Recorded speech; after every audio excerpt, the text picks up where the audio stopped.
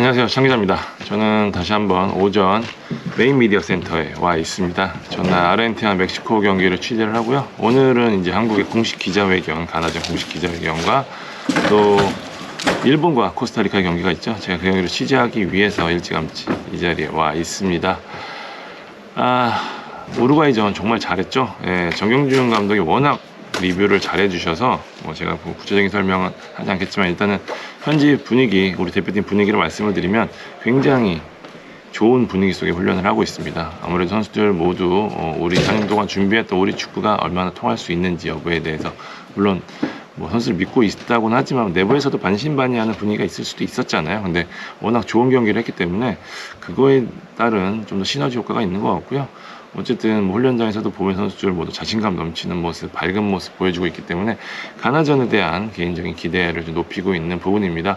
아무래도 가장 걱정되는 부분, 부상자에 대한 부분이겠죠. 특히 김민재 선수의 상태 어떤지 많은 분들이 궁금하실 텐데, 아직 이 벤투 감독의 공식 기자회견, 지난 공식 기자회견에서는 누구는 뛴다, 누구는 못 뛴다, 이 부상자들의 상태에 대해서 정확하게 언급을 해줬기 때문에 조심스럽긴 하지만, 일단 지난 두 번의 훈련 모두 소화를 하지 못했다는 거는 약간 좀 불안한 부분이거든요. 사실 황희찬 선수도 의학적으로 문제가 없는 상황에서 계속해서 정식 훈련을 하지 못했고, 그러면서 경기까지 뛰지 못했는데, 일단 김민재 선수도 의학적으로는 큰 문제는 있다라고는 하지 않았지만 어쨌든 계속해서 훈련하지 못했거든요.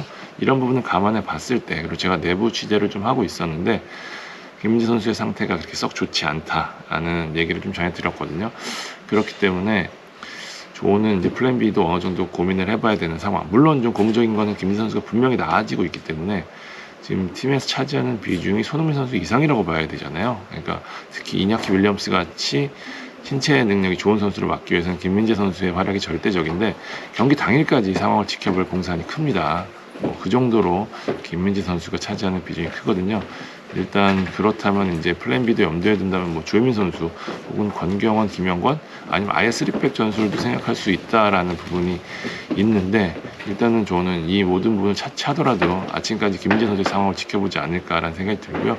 황희찬 선수는 지금 전날 훈련, 엊그저께도 이제 슈팅 훈련도 하는 모습 보였는데 조금씩 상황을 끌어올리면서 경기 출전, 저는 이번 경기는 그래도 후반에라도 좀 조커라도 나설 수 있지 않을까라는 생각이 들 정도로 몸 상태가 좀 올라와 있는 상황입니다. 일단 황희찬 선수가 필요한 부분이 분명히 있는 게, 지금 우리가 지난 우루과이전 굉장히 좋은 모습 보였지만 액션 시퀀스, 그러니까 슈팅까지 만들 수 있는 과정에서의 모습은 조금 아쉬운 부분이 있었거든요. 결국에는 이제 문전 쪽에서 얼마만큼 파괴력 있는 움직임을 가질 수 있는 선수가 있느냐가 중요한 부분이 될 텐데, 지금 나상호 선수 좋은 모습 보이긴 했지만 그런 부분에서 좀 아쉬운 선수고요.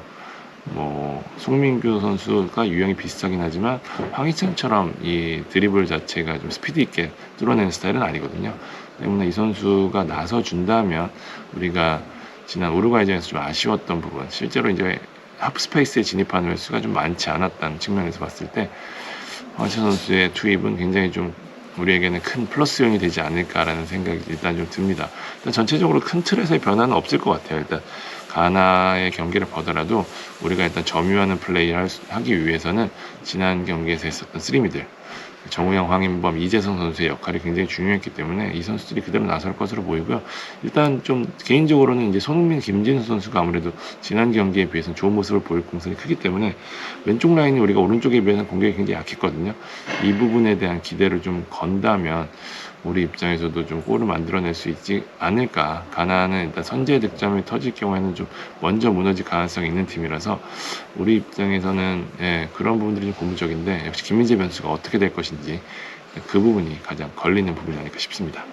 가나 이야기를 할게요. 사실 가나는 제가 현장에서 포르투갈 가나전을 직접 지켜봤고 가나 훈련 현장도 많이 갔었는데요. 가나가 이 내부적인 이야기를 듣기가 좀 쉽지 않은 게, 저희가 주로 듣는 게 이제 현지를 취재로 온 기자들한테 봐야 되는데, 가나 같은 경우에는 이제 3명에서 5명, 실질적으로 가나 현지에서 온 기자는 가나 뉴스 에이전시, 우리로 치면 연합뉴스가 되겠죠. 거기 기자밖에 없어요. 거기 기자는 좀 입을 많이 다무는 편이고 좀 긍정적인 말을 많이 하는 편이라, 다행히 라흐만이라고 하는 이제 가나 출신, 실질적으로는 이제 영국에서 주로 거주하는 친구인데요. 저희 이제 발품 스토리 이건 기자랑 굉장히 절친입니다. 그래서 이제 일찌감치 저를 소개시켜주고 저랑도 연락을 많이 해서 가나 내부의 이야기를 많이 전달해 줬기 때문에 제가 그 부분 위주로 좀 말씀을 드리도록 하겠습니다. 일단 뭐 현장에서 지켜봤던 포르투갈전에 나섰던 가나의 모습을 말씀을 드리면 저는 전반에는 굉장히 인상적으로 봤어요. 그러니까 5-3-2 형태, 그러니까 어제 아르헨티나와 그 멕시코의 경기를 보신 분들 보셨던 멕시코의 전반 형태랑 거의 똑같았습니다. 그러니까 5-3-2 형태에서 앞에 이 두 선수만 압박 나가고 나머지 8명 선수는 그대로 진을 치는, 조금 차이가 있다면 이 3미들 운영법이었는데요. 멕시코 같은 경우에는 이제 메시를 막기 위해서 좀 더 중앙 쪽에 숫자를 늘린 반면에 이제 가나는 좌우 측면까지 많이 벌려주는 모습.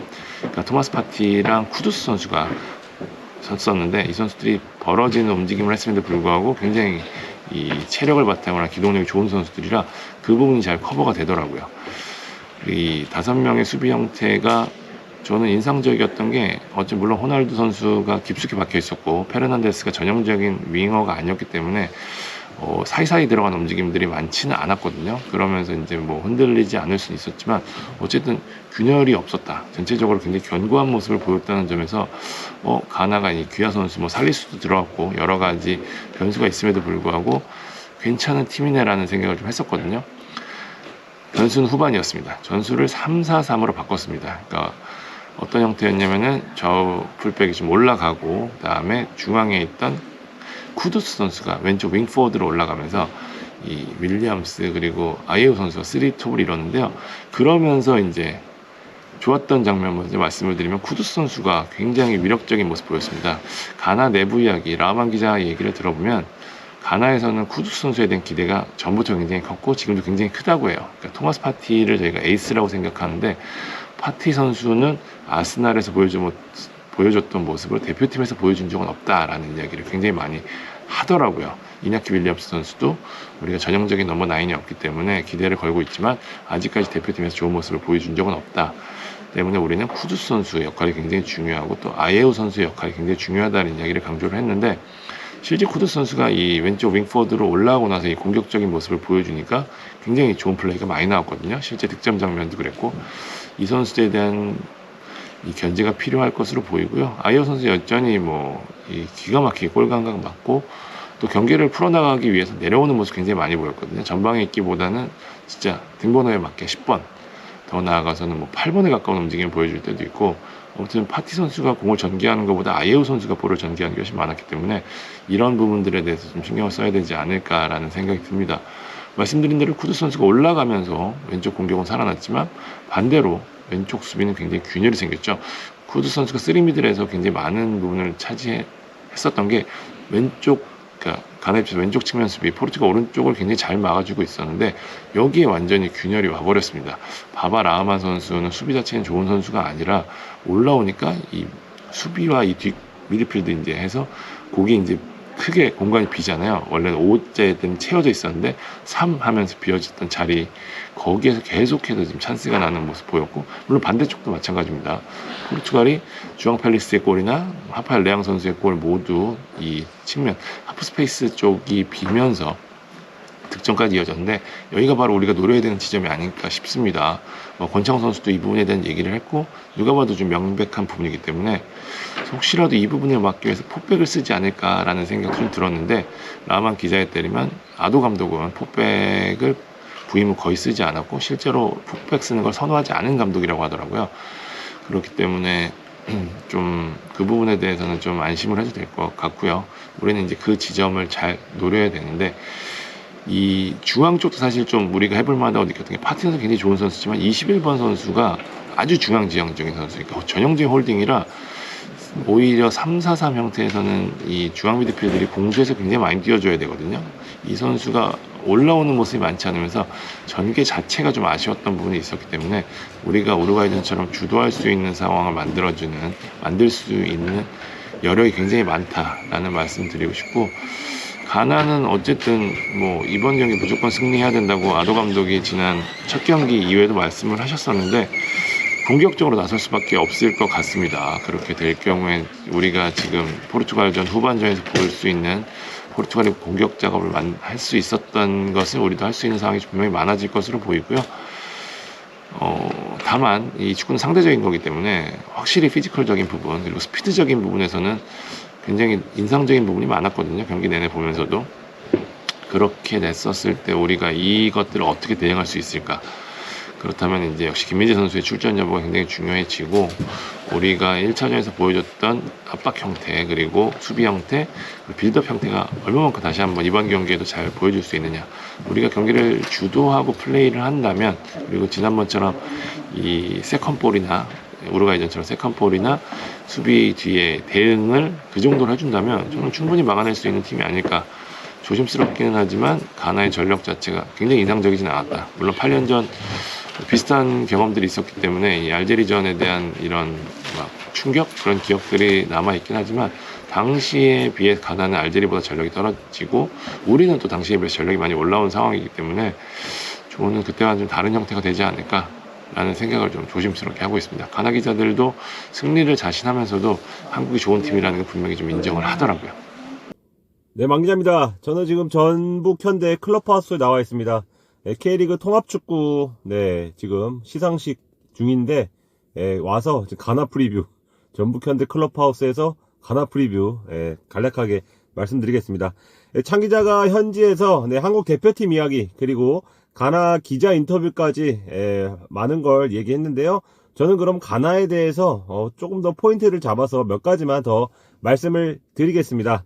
첫 번째, 가나의 포르투갈전은 전반전을 봐야 된다. 대부분 이제 득점이 나온 후반전을 보면서 장단점을 이제 분석하는 이런 얘기가 좀 많이 나오는데, 저는 이제 전반전을 주목하고 싶습니다. 왜냐면 그 후반전은 아무래도 조금 골도 많이 나오고 조금 난잡해지는 그런 과정에서 가나의 동점골 그리고 추격골이 나왔거든요. 근데 전반 컨셉이 더 중요하지 않을까 싶습니다. 이날 가나는 포르투갈의 측면, 주로 칸셀루 중심의 측면에 힘을 쏟는다는 것을 파악을 하고, 바바 라우만이라던가 세이두를 윙백이지만 수비적으로 활용을 했습니다. 이게 페널티로 선제 실점하기 전까지는 잘 먹혔습니다. 특히 라흐만, 후반에 이제 펠릭스 그 실점 장면에서는 클리어링 미스가 있었지만 그 전까지는 칸셀루를 잘 막았습니다. 바바 라흐만이나 지금 세이두가 뚫려도 아마르티나의 살리수와 같은 센터백, 양 측면의 센터백들이 커버를 들어가는 모습, 포르투갈의 경기를 주도하고도 득점하지 못한 그런 이유가 됐습니다. 저는 가나가 한국전에서도 뭐 갑자기 포백으로 바꾸거나 이러진 않을 것 같고, 이 컨셉을 유지할 것으로 보입니다. 뭐 포르투갈, 한국 비교하긴 그렇지만, 한국 역시도 스타일은 이제 4-2-3-1을 기본적으로 4-1-4-1 또는 4-2-3-1을 기본적으로 포메이션으로 잡고요. 풀백들의 공격 가담을 중시한다는 점에서도 지금 가나도 비슷하게 측면에 힘을 주지 않을까 이렇게 생각이 됩니다. 결국 지난 우루과이전처럼 김진수와 김문환이 나온다면 두 선수 역할이 중요할 텐데요. 라흐만, 세이두 두 선수가 이제 공격력도 갖고 있다 보니까 이들의 공격 가담을 저지하는 것도 물론 중요하지만 어느 정도의 라인을 유지해서 이들이 올라오지 못하게 만드는 것도 필요해 보입니다. 두 번째는 가나의 컨셉입니다. 가나가 웅크렸다가 역습을 하는 스타일, 아프리카 특유의 빠른 역습에 특화된 팀으로 많이 알려져 있습니다. 스위스와의 평가전에서도 특히 그런 모습이 많이 잘 나타났죠. 그런데 이제 가나의 포르투갈 팀 내 패스 횟수 순위, 포르투갈전에서 보면 토마스 파르티, 다니엘 아마티, 그리고 살리스, 압둘 사메드, 그리고 모하메드 살리수 순입니다. 중앙 미드필더와 센터백들이죠. 그리고 패스 연결 그 지도를 봐도 이들끼리 서로 공을 주고받은 것을 확인할 수 있습니다.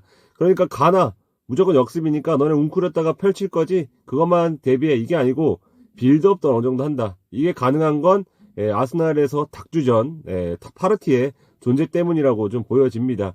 그러니까 우리가 그 상대가 웅크렸다고 지나치게 우리도 물러서는 경기보다는 우루과이전 전반처럼 어느 정도 전방 압박을 통해서 상대의 거미줄, 연결고리를 끊는 작업도 필요해 보입니다.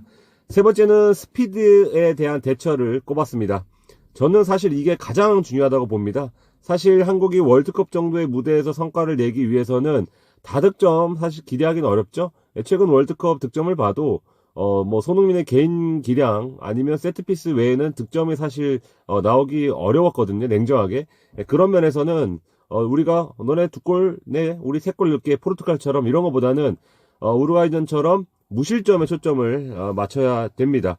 그런데 이제 우루과이하고 가나의 그 공격력을 조금 비교해 보면요. 우루과이 공격 속도는 많은 분들이 공감하시겠지만 제 예상보다는 훨씬 느렸습니다. 결국은 몸이 안 따라주니까 롱패스에 의한 공격으로 몇 차례 위협했을 뿐 사실 기대 이하의 어떤 공격력을 보여줬거든요. 근데 가나가 뭐 물론 우루과이보다 전력이 더 좋다 이건 아니지만 스타일이 다릅니다. 가나는 직접 움직입니다. 그러니까 일종의 스포츠를 따지면 럭비와 좀 비슷하다고 보여지는데요. 빠른 선수가 특히 많습니다. 쿠두스 선수가 대표적인데 중앙, 측면, 그리고 하프 스페이스 마구 오가면서 개인기를 발휘를 합니다. 수비수들을 끌고 다니면서 어떤 창의성을 발휘하는 스타일이어서 굉장히 까다로울 것으로 보이고요. 아마 정우영 선수가 만약에 나온다면 굉장히 고생할 것으로 조금 예상이 됩니다. 여기에 뭐 이나키 윌리엄스 그리고 안드레 아예우 역시 뭐 피지컬보다는 스피드가 어느 정도 있는 선수들이고요. 포르투갈전에서 후반에 나왔지만 이 선수 램프티 선수도 이제 브라이턴에서 빠르마를 앞세운 윙백으로 잘 알려졌고 호날두 세레머니를 했던 부카리 선수 역시도 빠르더라고요. 특히 이제 한국 선수들이 이 아프리카 특유의 엇박자 그리고 빠른 스피드에 고전하는 모습을 많이 보여줬거든요. 과거에 20세 이하 월드컵에서 카메룬한테도 그렇게 당했던 것으로 기억하고 2014년 알제리전에서도 저희가 뼈아픈 그런 패배를 당했었습니다.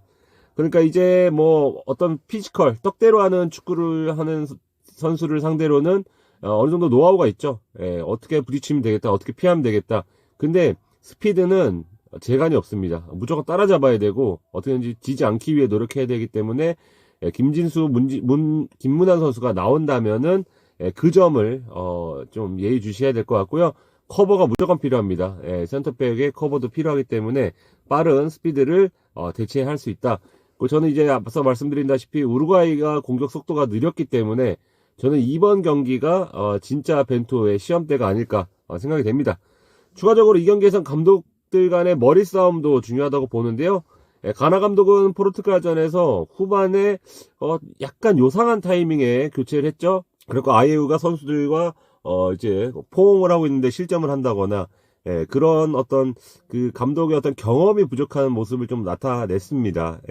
그 이나키 윌리엄스 같은 경우도 기화한 선수인데 첫 판부터 사실상의 원톱처럼 둬서 거의 잘 못 섞이는 그런 모습도 보인 만큼 뭐 이번에도 만약 큰 폭의 변화를 주지 않는다면 또 교체 수에 의존을 해야 될 텐데 그 점에서 이제 벤투 감독이 아무래도 경험도 많고 그 점에서 앞선다면 우리가 의외로 경기를 쉽게 풀어갈 수도 있겠다 생각이 들고요. 그리고 골키퍼 리스크 저희가 그냥 내버려둬서는 안 됩니다. 그 포르투갈의 득점 장면을 보면 페릭스 득점 장면인데 골키퍼가 나올까 말까 하다가 어설픈 타이밍에 나와서 칩샷을 먹거든요.